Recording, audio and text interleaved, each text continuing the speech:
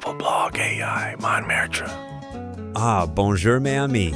Welcome to Montmartre. As your guide today, let me take you not just through the streets, but through time, dreams, and secrets of this legendary hill. Look around you. Cobbled streets curling like old ribbons, worn by the footsteps of poets, painters, rebels, and lovers. Montmartre is not just a place, it's a spirit. Do you feel it? That strange mix of melancholy and mischief in the air? Now, follow me past the vines of the only remaining vineyard in Paris. Yes, a vineyard right here in the city. Every October, locals celebrate the grape harvest with music, dancing, and wine. It's a village within a city. We're walking now towards the Place du Tertre. Listen, the scratch of charcoal on canvas. See the painters? You could be drawn in just minutes. This square was once the artistic heart of the world. Picasso painted here. So did Modigliani, Dali, and Utrillo. And it hasn't changed much. The ghosts of genius still linger, but Montmartre has darker secrets too. During the Revolution, heads rolled near here. And later, in smoky cabarets like the Moulin Rouge, people laughed, cried, and sang their troubles away. Speaking of which, do you hear the faint echo of a cancan tune? Or is it just the hill playing tricks? Now we're approaching Sacré-Cœur, the white basilica glowing like a crown atop Paris. Many say it watches over the city like a silent guardian, but others feel something more mystical, especially at sunset, when golden light spills over the rooftops and Paris looks like it's burning with love. Stop for a moment, look around, breathe in the smell of fresh crepes, hear the accordion player by the steps. Let the wind carry the whispers of painters and poets who never left. Because in Montmartre, every stone tells a story, and today, you're part of it. And if you peek down that narrow alley to your left, you'll see the famous Bateau Lavoir. Once a humble studio, now legendary. Inside those creaking walls, a revolution in art was born. Picasso painted his first Cubist works here. Imagine the candlelit nights, the smell of turpentine, the debates that shaped the future of modern art. Now look to your right, those stairs? That's Rue Feuilletier, one of the most photographed stairways in Paris. It's like something from a movie. Each step is a heartbeat of Montmartre. Locals say if you climb them slowly and listen, you can hear whispers from the past. Montmartre is also where hearts get lost and sometimes found. Many couples have had their first kiss right here on these hills. Some say the view from the top can make you fall in love with someone or simply with life. So, as we reach the edge of this magical village in the sky, take one last look. The Eiffel Tower winks at us in the distance. The city stretches endlessly below. But up here, time pauses. This is Montmartre, and it always waits for your return. Travel blog AI Quartier Latin. And now, mes amis, as we leave the hill of Montmartre behind, it's as if we've just stepped out of a dream. But don't unpack your imagination just yet, because we're headed somewhere just as rich in soul, history, and wonder. Le Quartier Latin, the Latin Quarter. We're now crossing the Seine, and suddenly the city shifts. The air grows quieter, but deeper. Streets grow narrower, and history seems to lean in closer. Welcome to the beating intellectual heart of Paris. The Latin Quarter, named for the language once spoken by scholars at the Sorbonne, is where minds met and ideas changed the world. Voltaire, Rousseau, Descartes, they walked these same crooked streets. And today, maybe you will too. Take in these buildings. Old, but not forgotten. Their stone walls are lined with memories. Look on the left, that tiny bookstore? That's Shakespeare and Company. More than a shop, it's a refuge for writers and wanderers. Hemingway read here. Kerouac too. You can still smell the ink and dreams in the air. Now let's wander down Rue Mouffetard, one of the oldest streets in Paris. It's a living poem. Fresh baguettes, bubbling pots of bouillabaisse, accordion music drifting between fruit stalls. There's laughter here that seems older than time. But don't be fooled by the charm. The Latin Quarter has fire in its veins. Students once lit barricades here in 1968, demanding change. These walls have felt revolution and love in equal measure. We're coming now to the Pantheon, this massive neoclassical building with columns that reach for the sky. Inside, some of France's greatest minds rest. Marie Curie, Victor Hugo, Alexandre Dumas. It's quiet inside, sacred, like time itself holds its breath. And just behind it, see that small, tree-lined square? That's where locals sit for hours, reading, sketching, living slowly. The rush of Paris doesn't reach them here, only ideas do. Now, follow me a little further. We're stepping onto the grounds of the Sorbonne University, one of Europe's oldest. You can almost hear debates echoing through the corridors on philosophy, freedom, existence itself.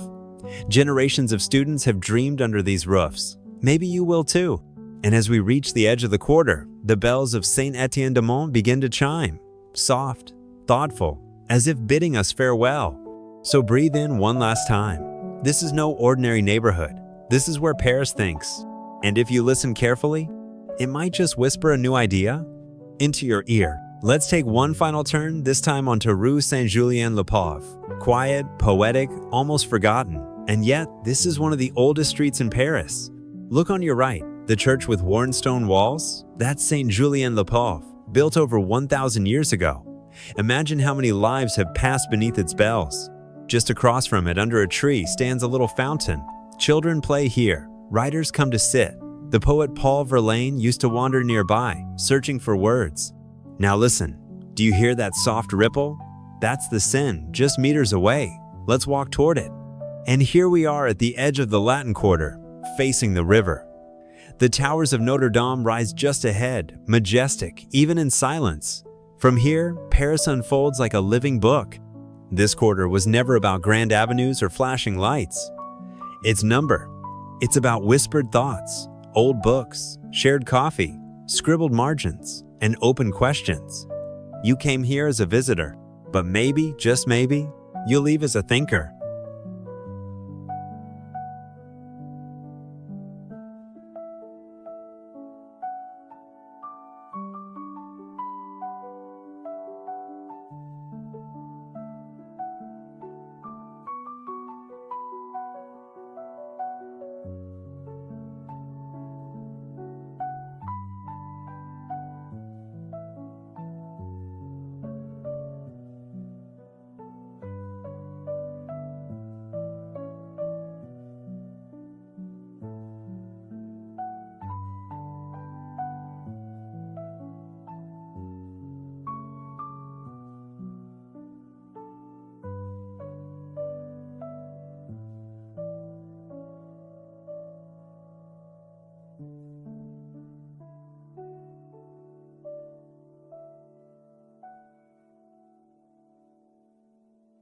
Travel blog AI, nice.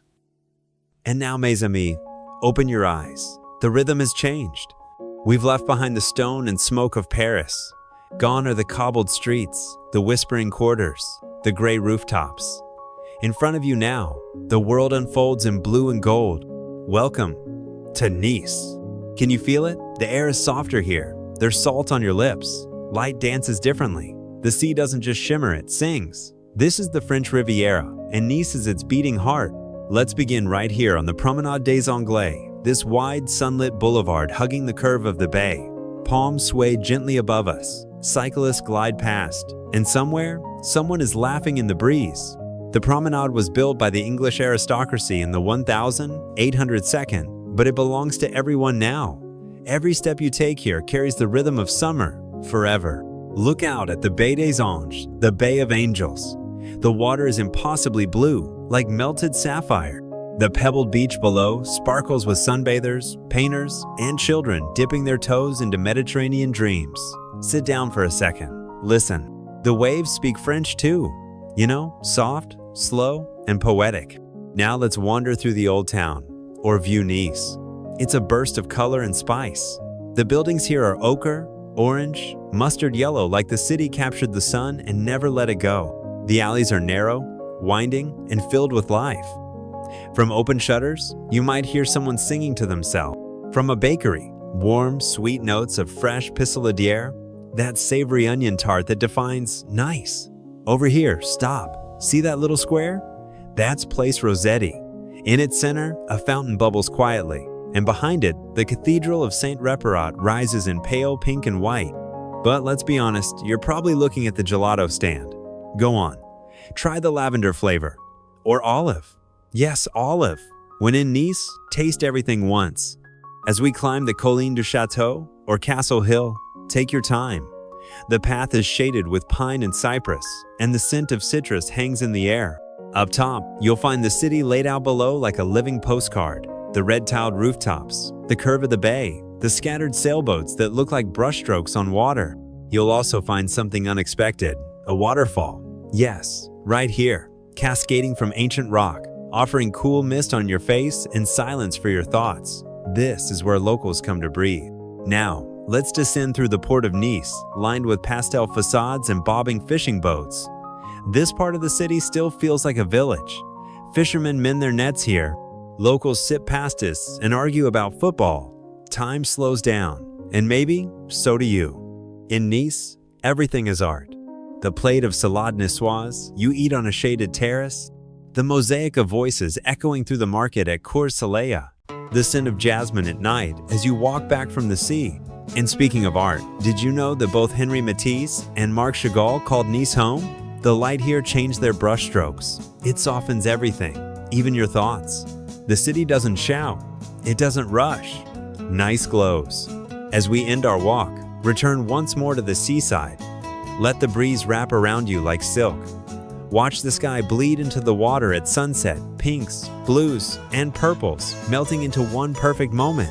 And if you're very quiet, you might just hear the angels in the Bay of Angels singing you welcome.